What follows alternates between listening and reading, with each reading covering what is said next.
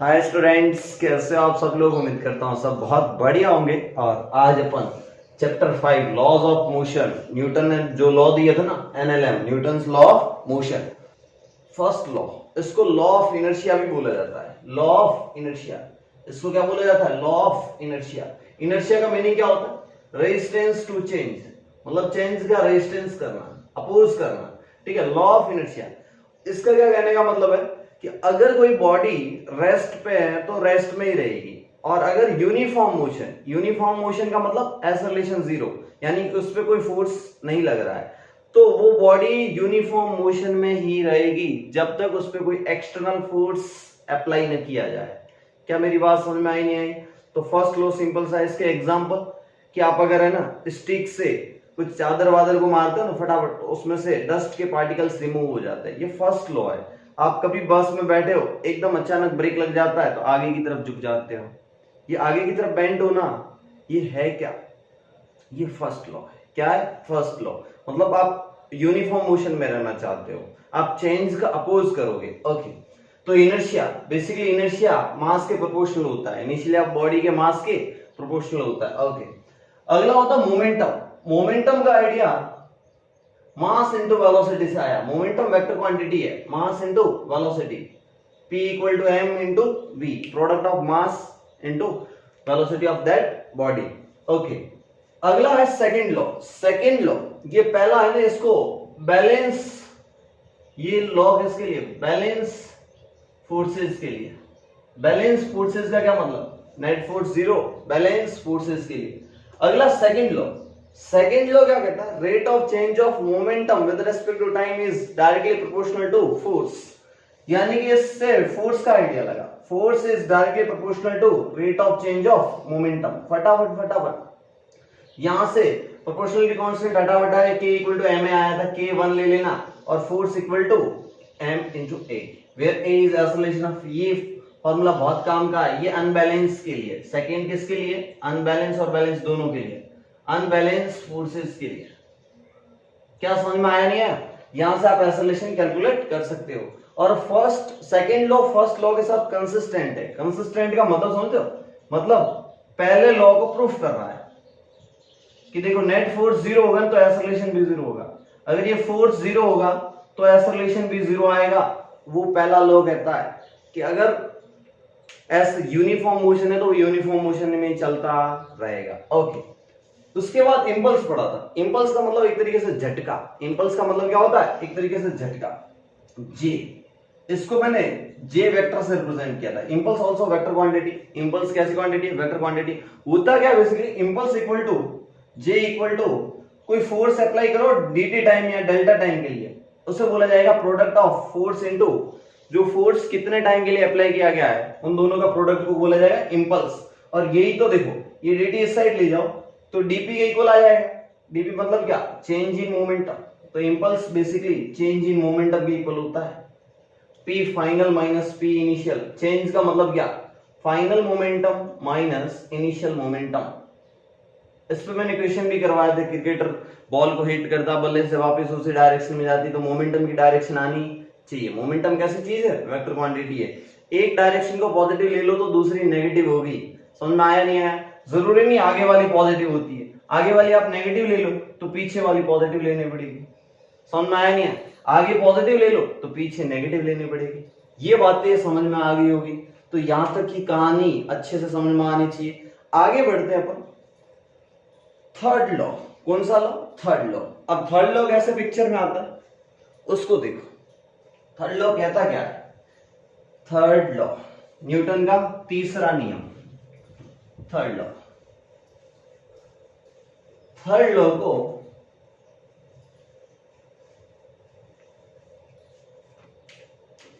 Third law तीसरा नियम। तीसरा नियम क्या कहता है कि अगर किसी बॉडी पे एक्शन, यानी कि अगर बॉडी पे फोर्स आता कहां से? ये ब्लॉक है, ये ब्लॉक है। क्वेश्चन ये बनता है कि एम मास की कोई बॉडी है, इस पर फोर्स कहां से आया? External agent. एक्सटर्नल एजेंट जैसे इंसान है तो इस इंसान ने एक्सटर्नल फोर्स इसको पुश किया, इसको धक्का दिया, इसको क्या किया, धक्का दिया, तो इस पे फोर्स आया, इस पे क्या आया, फोर्स आया। तो इसने लेट से इस पे अगर एफ फोर्स अप्लाई किया आगे की तरफ, कितना फोर्स अप्लाई किया, एफ, तो ये ब्लॉक भी इंसान के हाथों पे, इस मैन के हाथों पे एफ फोर्स पीछे अप्लाई करेगा। यानी कि यहाँ पे जितनी आप एक्शन दोगे ना उतना ही रिएक्शन मिलेगा। समझ में आया नहीं आया? जैसे आपने एफ अप्लाई किया, इंसान के हाथों पे भी एफ फोर्स लगेगा। क्या मेरी बात समझ में आई नहीं आई? तो समझने की कोशिश करना कि इस बॉडी को फोर्स कहां से मिला, इंसान से। This is the external agent, this is what, external agent. कुछ समझ में आ रहा है नहीं आ रहा, जिसकी वजह से बॉडी मूव करेगी। अगर मैं यहाँ फ्रिक्शन कंसिडर ना करूं, अभी फ्रिक्शन की बात नहीं कर रहा हूं, आगे फ्रिक्शन पूरा टॉपिक है, अच्छे से डिटेल में पढ़ाऊंगा। ओके, तो every action there is equal and opposite reaction. तो फटाक से थर्ड लॉ क्या कहता है, to every action there is equal and opposite reaction, equal and opposite reaction, equal and opposite reaction। अच्छा, इसको एक्शन रिएक्शन फोर्स कहते हैं। एक्शन क्या है, एक्शन एक फोर्स है। ये एक्शन का मतलब क्या है, एक्शन एक फोर्स है। एक्शन क्या है, फोर्स, कुछ नहीं कंफ्यूज ना हो, एक्शन एक फोर्स है। जो आपने फोर्स एफ अप्लाई किया ना, दिस इज एक्शन फोर्स, और जो ये एफ वापस इस पे लगे ना, रिएक्शन फोर्स।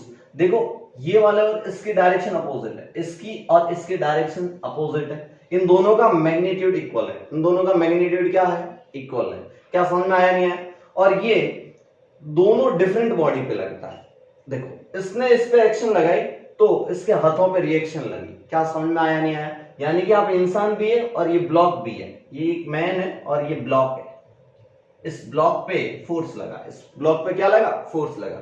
तो ये लाइन लिख लो, ये बहुत काम की है। To every action there is equal and opposite reaction. अब समझो कि ये एक्शन रिएक्शन ऑलवेज पेयर में एग्जिस्ट करता है। देखो पेयर का मतलब समझो, ये वाला फोर्स और ये वाला फोर्स दोनों जोड़े में। समझ में आया नहीं है? अच्छा, जोड़ा वाला फंडा सही है। तो लिखो एक्शन रिएक्शन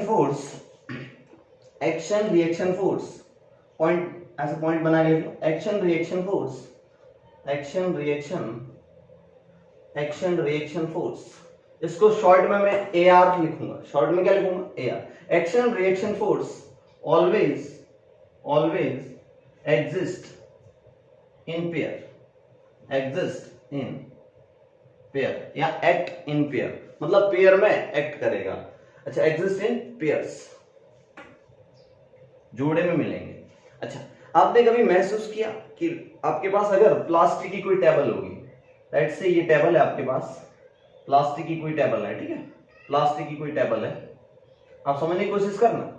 प्लास्टिक की कोई टेबल है, उस पर आपने कुछ रख दिया, कुछ पत्थर रख दिया 10 किलो का। कितने किलो का, 10 किलो का कोई ऑब्जेक्ट रख दिया। तो क्या करेगा, ये टेबल बीच में से दबेगी। कुछ समझ में आ रहा नहीं आ रहा? तो इस पत्थर को सपोर्ट मिलेगा। अब समझने की कोशिश करना, दबाया किसने, नीचे mg फोर्स ने। कौन से फोर्स ने, mg फोर्स ने। अब देखो ऊपर ऑब्जेक्ट है, मेरी बातें सुनना, कि जो आपने 10 किलो का ऑब्जेक्ट रखा ना टेबल के ऊपर, वो 10 किलो पे नीचे mg लगेगा इस फोर्स की वजह से। समझ ना, mg लगा, mg ने उसको, देखो mg की वजह से कांटेक्ट आया, तो कांटेक्ट की वजह से ऊपर की तरफ एक नॉर्मल फोर्स लगा। ये n क्या है, कांटेक्ट फोर्स। n क्या है, नॉर्मल फोर्स भी बोलते हैं इसको, और कांटेक्ट फोर्स। अभी मैं डिटेल में बता दूंगा कि कौन कौन से फोर्स यहाँ पे काम के। नॉर्मल फोर्स, एक नया फोर्स एंट्री मारता है, तो इन दोनों के टच में आने की वजह से फोर्स लगता है, और उसे बोला जाता है नॉर्मल फोर्स या कांटेक्ट फोर्स। और नीचे की तरफ इसमें भी n लगेगा।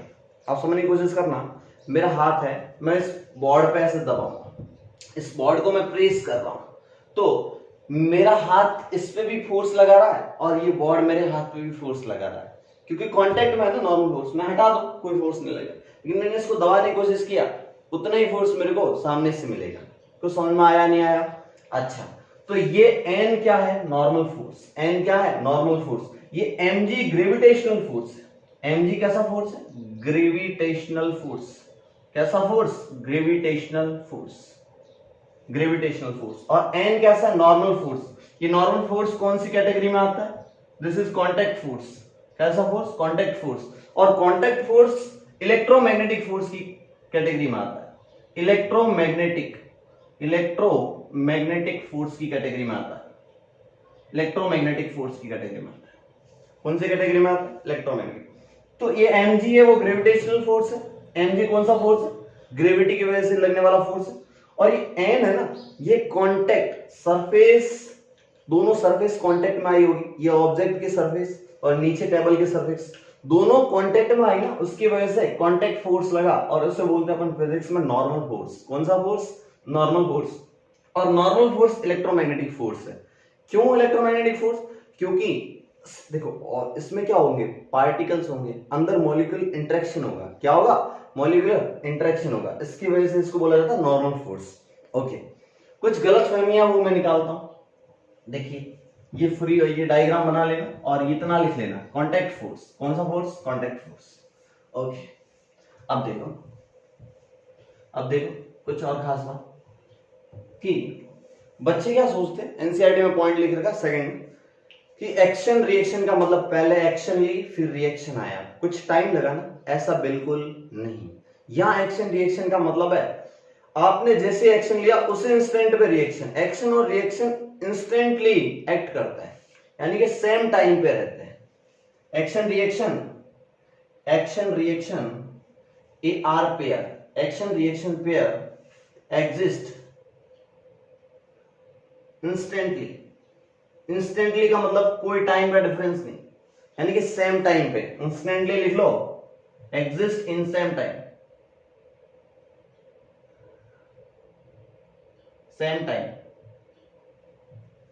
ठीक है। तीसरा पॉइंट क्या कहता है कि एक्शन रिएक्शन पेयर होता है ना, action reaction pair x between two different bodies,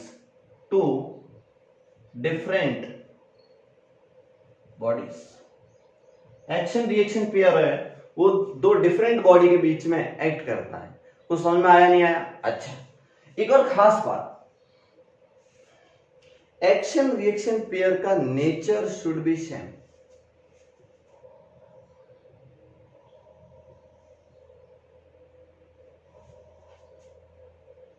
action reaction pair should have same nature. Action reaction pair should have same nature. फिर से समझ, action reaction pair should have same nature, यानी कि अगर gravitational force की बात कर रहा हूं तो सामने वाला भी ग्रेविटेशनल फोर्स होना चाहिए, और कांटेक्ट फोर्स है तो कांटेक्ट फोर्स है। देखो एक एग्जांपल लेता हूं कि मान लो ये सरफेस है। देखो ये वाला पॉइंट है तो बहुत काम का है, ये वाला पॉइंट बहुत ज्यादा है, लोगों को बेवकूफ बना देता है। देखिए, ये आपके पास एक ब्लॉक है, एम मास का कोई बॉडी है, तो इसमें क्या लगेगा? ग्रेविटेशनल फोर्स mg, यस और नो। और ये सरफेस है, नीचे वाली क्या है? सरफेस, या ग्राउंड भी बोल सकते हो। और ये वाला कोई ब्लॉक या बॉडी है, ऑब्जेक्ट। ओके, देखिए, तो ये ब्लॉक सरफेस पे पड़ा, तो सरफेस क्या करेगी? इस पे ऊपर की तरफ एक contact force, normal force n लगाएगी, और ये वाला ब्लॉक इस सरफेस पे एक नॉर्मल फोर्स लगाएगी। कुछ समझ में आया नहीं? ये दोनों मैग्नीट्यूड में इक्वल होंगे, नेचर में सेम होंगे, इसलिए ये वाला एक्शन रिएक्शन पेयर है। बच्चे क्या समझते हैं? एन और mg एक्शन रिएक्शन पेयर है। Answer no, N and normal force and mg are action reaction pair. Question answer no. Answer क्या? No. N and mg are action reaction pair? No, N और mg action reaction pair नहीं होते। फिर से सुनो, क्यों नहीं होते?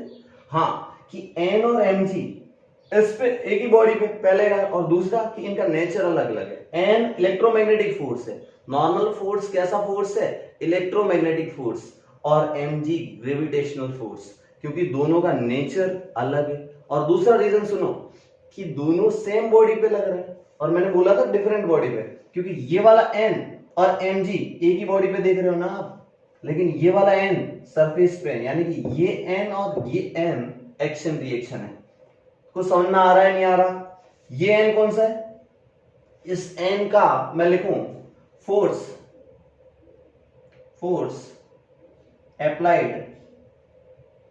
applied by the surface on the body, by the surface on the body। और ये वाला एन कौन सा है देखना अच्छे से, हो सकता है आपको रेड मार्कर अच्छे से ना चलता दिखे।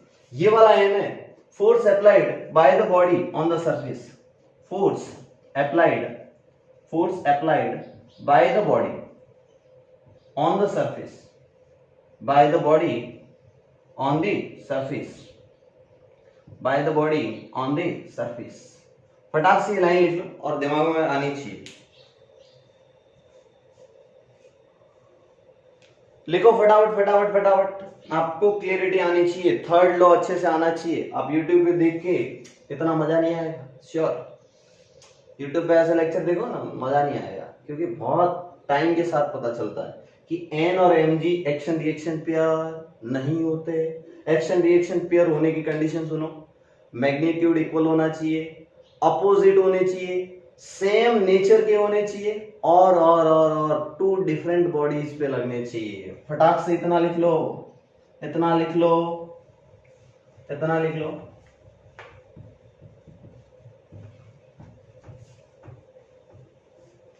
ऐसे लिख लो, conditions to be AR pair. Action reaction pair बनने के लिए क्या कंडीशन होनी चाहिए, एक्शन रिएक्शन पेयर बनने के लिए? तो पहले कंडीशन लिखो, two forces should have same magnitude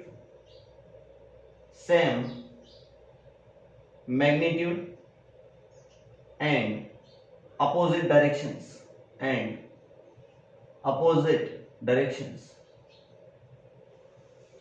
same magnitude के होने चाहिए और अपोजिट डायरेक्शन होनी चाहिए। Two forces act on two different body,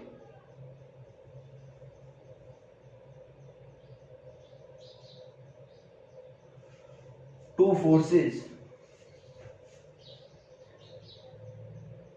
should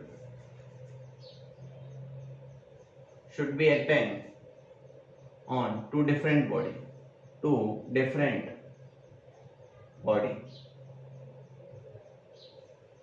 different bodies पे एक्ट होने चाहिए, दो डिफरेंट बॉडी पे एक्ट होने चाहिए।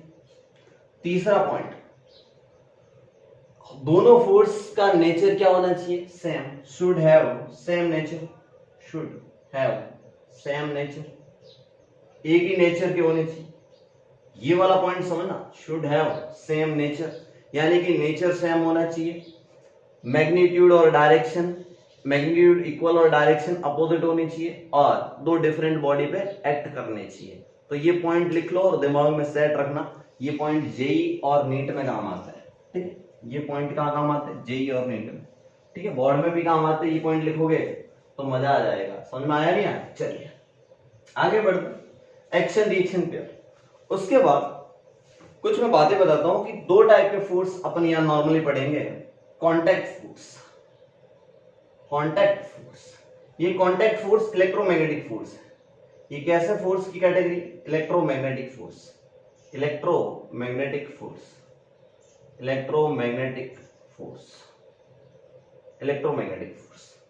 कॉन्टैक्ट फोर्स बेसिकली कांटेक्ट में आने की वजह से। पहला मैं पढ़ाऊंगा आपको नॉर्मल फोर्स। कौन सा फोर्स? Normal force. क्या होता है नॉर्मल फोर्स वो मैं बताऊंगा। दूसरा फोर्स होता है तुम्हारा टेंशन फोर्स या टेंसाइल भी बोलते हैं, टेंशन फोर्स। इसको मैं कैपिटल टी से रिप्रेजेंट करूंगा, नॉर्मल फोर्स को मैं कैपिटल एन से रिप्रेजेंट करूंगा। और अगला तो अपना टॉपिक है फ्रिक्शनल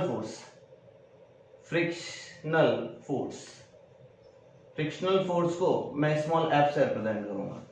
तो ये होता है कॉन्टैक्ट फोर्स। कैसे फोर्स? Contact force. कॉन्टैक्ट में आने की वजह से फोर्स लगता है। देखिए कि नॉर्मल फोर्स सबसे पहले हेडिंग डाल दो कि नॉर्मल फोर्स क्या होता है। सबसे पहले हेडिंग नॉर्मल फोर्स, देखो नॉर्मल फोर्स। ये नॉर्मल फोर्स कब आता है, ये नॉर्मल फोर्स पिक्चर में कब आता है, इसकी एंट्री तब होती है, समझना कि अगर किसी सरफेस पे मैं बॉडी रखूं तो इस बॉडी के जो मॉलिक्यूल्स होंगे वो सरफेस से इंटरेक्शन करेंगे। इस बॉडी के मॉलिक्यूल्स होंगे वो सरफेस से क्या करेंगे, इंटरेक्शन। और इस ग्रेविटेशनल फोर्स की वजह से इस बॉडी का है ना ग्रेविटेशनल फोर्स लगता है इस पे नीचे mg, लेकिन ये सरफेस पे रख दी तो ये सरफेस को दबाने की कोशिश करेगा। सरफेस को क्या करने की कोशिश करेगा, दबाने की कोशिश करेगा। तो ये बेसिकली कांटेक्ट में आ गया यहाँ पे, तो इस सरफेस की वजह से यहाँ पे एक नॉर्मल फोर्स लगेगा ऊपर की तरफ, और ये बॉडी सरफेस पे एक नॉर्मल फोर्स लगाएगी। कुछ समझ में आया नहीं आया? तो trying to push, normal force क्या करता है, trying to push the another body. Normal force basically another body को पुश करने की कोशिश करता है। क्या समझ में आया नहीं आया? देखिए फटाक से ये फोटो बना लो, फटाक से ये फोटो बना लो नॉर्मल फोर्स का, ठीक है। इसमें डेफिनेशन लिख लो, नॉर्मल फोर्स में लिख लो, normal force exist when two bodies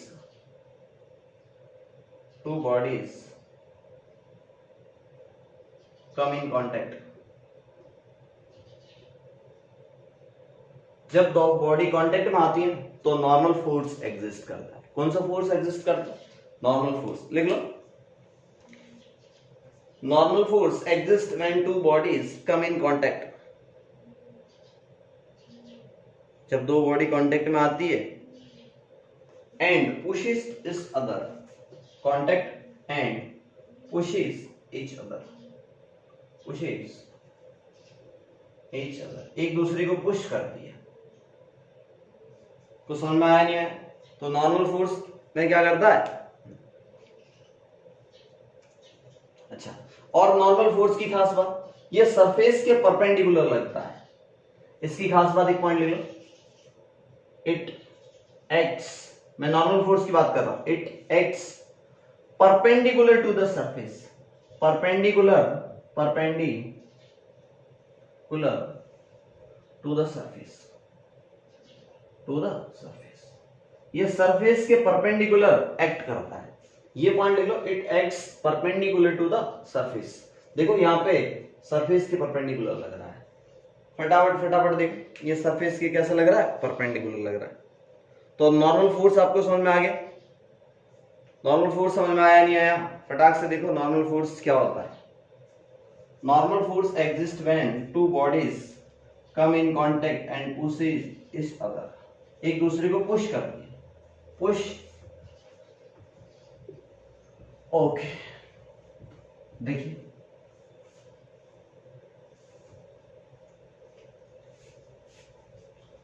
tension force, कैसा फोर्स, टेंशन फोर्स, टेंशन दिलाने वाला टेंशन फोर्स। अब नॉर्मल फोर्स में काम करो, नॉर्मल फोर्स में आप आधा पेज छोड़ दो, नॉर्मल फोर्स में आप आधा पेज छोड़ दो या फिर एक पूरा पेज छोड़ दो। नॉर्मल फोर्स लिखा ना, उसके बाद एक पेज छोड़ दो आप। टेंशन फोर्स, अगली हेडिंग क्या है, टेंशन फोर्स। टेंशन फोर्स होता है क्या है, बेसिकली टेंशन फोर्स ये क्या करता है, स्ट्रिंग में एक्ट करता है। इट एक्ट्स इन स्ट्रिंग, और स्ट्रिंग भी क्या होनी चाहिए, टाइड होनी चाहिए, which is tied between two bodies, और टॉट होनी चाहिए। कैसे होनी चाहिए, टॉट। जैसे देखिए कि अगर ये सरफेस है ऊपर वाली, या फिर आपकी ऊपर वाली सीलिंग है, वहां से आपने एक डोरी से एक पत्थर को बांध दिया, एक बॉडी को लटका दिया। लेट्स से इस बॉडी का मास m है, इस बॉडी का मास कितना है, तो नीचे की तरफ क्या लगेगा, ग्रेविटेशनल फोर्स mg। और इस डोरी में, डोरी टॉट हो जाएगी ना, ये स्ट्रिंग है, स्ट्रिंग टॉट हो जाएगी तो स्ट्रिंग में टेंशन आ जाएगा। क्या आ जाएगा, टेंशन आ जाएगा। और अपन फिजिक्स में जो स्ट्रिंग देखेंगे ना उसको आइडियल स्ट्रिंग समझेंगे। सर ये आइडियल स्ट्रिंग क्या होती है, ये आइडियल स्ट्रिंग कैसी होती है? आइडियल स्ट्रिंग वो स्ट्रिंग होगी जिसका मास 0 होगा और फ्रिक्शन लेस होगी। Ideal string basically mass less होगी। इसकी प्रॉपर्टी बता रहा हूं, आपको याद होनी चाहिए। फ्रिक्शन लेस होनी चाहिए, फ्रिक्शन लेस होनी चाहिए, और क्या होनी चाहिए, massless, frictionless and inextensible,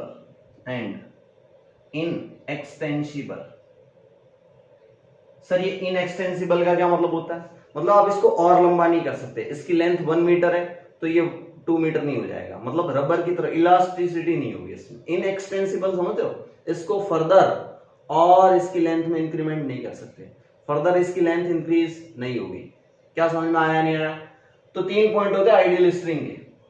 ideal string के 3 पॉइंट होते हैं, मास लेस मतलब मास नहीं होता, फ्रिक्शन लेस, और तीसरा इनएक्सटेंसिबल। बच्चे बोलेंगे ये ऐसी स्ट्रिंग मार्केट में कहाँ मिलती है, नहीं मिलती। आइडियल कुछ होता है क्या, नहीं। पर अपन फिजिक्स में सवाल करेंगे तो थोड़ा इजी रहेगा। क्या समझ में आया, नहीं आया? तो जितना टेंशन यहाँ होगा ना उतना टेंशन ऊपर होगा। तो tension force always acts along the direction of string. ये डायरेक्शन में लगता है, स्ट्रिंग के डायरेक्शन के अलोंग लगता है, और ये कोशिश कर रहा है कि स्ट्रिंग को मैं छोटी कर दूं। देखो ये ऊपर लग रहा है, इसका मतलब क्या चाहता है, स्ट्रिंग को मैं क्या कर दूं, छोटा कर दूं। यानी कि इसकी प्रॉपर्टी होती है पुलिंग वाली, खींचने वाली। क्या करने, इसलिए तो अपन स्ट्रिंग से खींचते हैं। तो इस टेंशन फोर्स की प्रॉपर्टी होती है pulling property.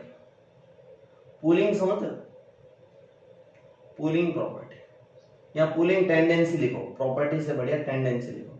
Pulling tendency, pulling की टेंडेंसी होती है, ओके। और अगर आइडियल स्ट्रिंग होगी ना तो जितना टेंशन इस एंड पे लगेगा ना उतना टेंशन ऊपर लगेगा, मतलब पूरी स्ट्रिंग के अंदर टेंशन रिमेन सेम। लिख लेना एक और point, in ideal string,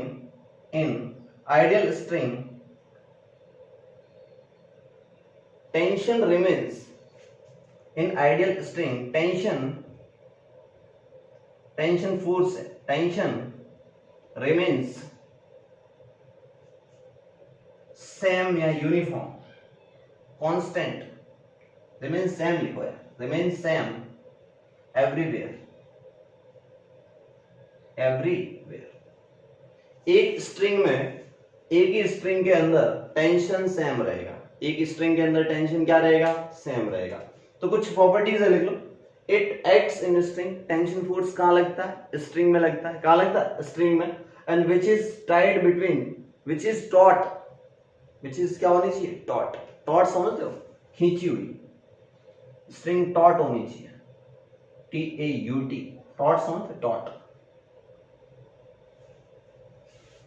which should be taut and tied between two bodies, which should be, एक ये पॉइंट लिख लो, which should be taut, TAUT, taut and tied between two bodies, two bodies के बीच में बांधी होगी तभी तो taut होगी ना, उसको खींच के रखा है। देखो ये एग्जांपल के लिए अच्छा लगेगा। तो टेंशन फोर्स के बारे में आइडिया लगाओ कि tension force it acts in string which should be taut and tied between two bodies। और ये टेंशन फोर्स कैसा फोर्स है, इलेक्ट्रोमैग्नेटिक फोर्स, मॉलिक्यूलर इंटरेक्शन की वजह से फोर्स आता है। किसकी वजह से आता, मॉलिक्यूलर इंटरेक्शन की वजह से फोर्स आता है। ठीक है, देखिए फटाफट लिख लो, समझ में आ गया। अब फ्रिक्शन फोर्स की बात नहीं करूंगा,